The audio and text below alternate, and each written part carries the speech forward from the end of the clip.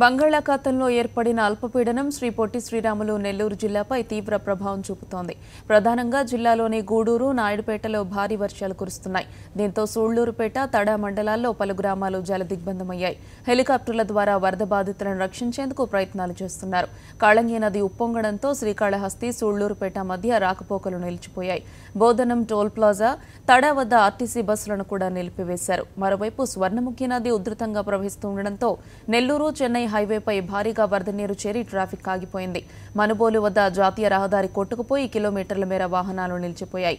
Ramalingapuram under bridge వద్ద ఓ bus చిక్కుకుపోయింది. సంగం barrage వద్ద కూడా వరద నీరు ఉధృతంగా ప్రవహిస్తోంది.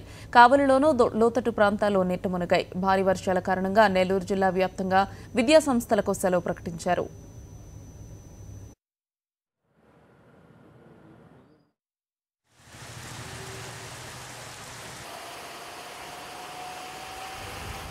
నెల్లూరు జిల్లా వ్యాప్తంగా వర్షాలు బీభత్సం సృష్టిస్తున్నాయి. ఎడతెరిపి లేకుండా పడుతున్న వర్షాల కారణంగా జిల్లాలో 180 చెరువులకు గండ్లు పడ్డాయి.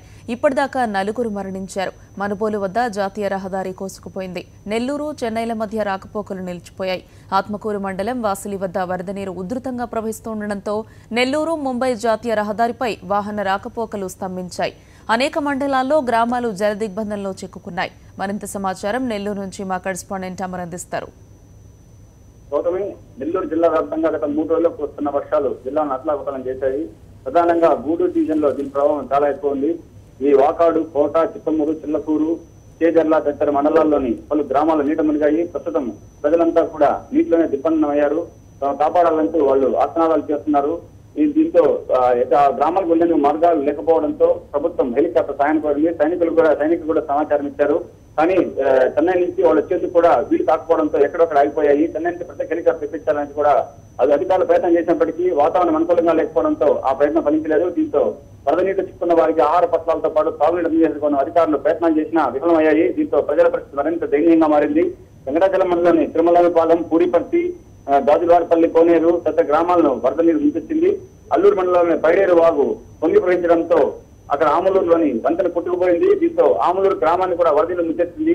దీంతో గ్రామస్తులంతా కూడా మిద్దులపైకి చేరి తమను కాపాడాలంటూ ఆత్మహత్యలు చేస్తున్నారు. అదేగాక చెరువులు దాదాపు 180 చెరువులు జిల్లా గండ్లు పడ్డాయి. ఒక్కసారిగా చిత్తూరు జిల్లా నుంచి కూడా వరద నీరు నెల్లూరు జిల్లాలకు ప్రవహించడంతో గూడూరులో నీటి ప్రవాహం అలపలేరుతో పాటు తెల్ల కాలువ వాగులో నీటి ప్రవాహం పెరిగింది.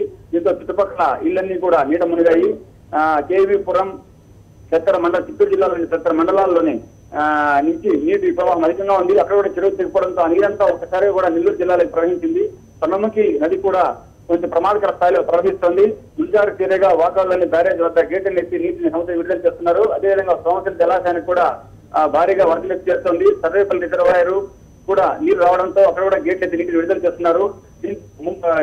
కింద ఉన్న గ్రామాలన్నీ కూడా నీటి ముప్పలు గురవుతున్నాయి. జిల్లాలో దాదాపు 7-8 ఎకరాల విస్తీర్ణంలో పంటలు కూడా నీళ్లపాలయ్యాయి.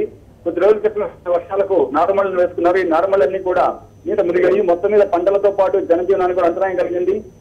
చెన్నై, విజయవాడ జాతీయ రహదారిపై ఎక్కడికక్కడ వాహనాలు ఆపేశారు. నెల్లూరు సమీపంలోని బ్యారికేడ్ నుంచి పోలీసుల పహరాతో వాహనాలు పంపకుండా అక్కడ కాపు కాస్తున్నారు. ప్రధానంగా మనుబోలు జాతీయ రహదారి తిరిగిపోవడంతో అక్కడ పరిస్థితిని కొద్దిసేపటి క్రితమే జిల్లా మంత్రి నారాయణతో పాటు అధికారులు కూడా అక్కడ చేరుకుని పరిస్థితిని పర్యవేక్షిస్తున్నారు. వరదబాధిత అధికారుల కోసం ప్రయత్నం చేస్తున్నప్పటికీ కూడా వాతావరణం అనుకూలంగా లేకపోతే ఏం చేయలేకపోతున్నారని చెప్తున్నారు. వరదబాధితులకు ఎలాగైనా ఆహార పట్ల ప్రయత్నిస్తామని మంత్రి చెప్తున్నారు.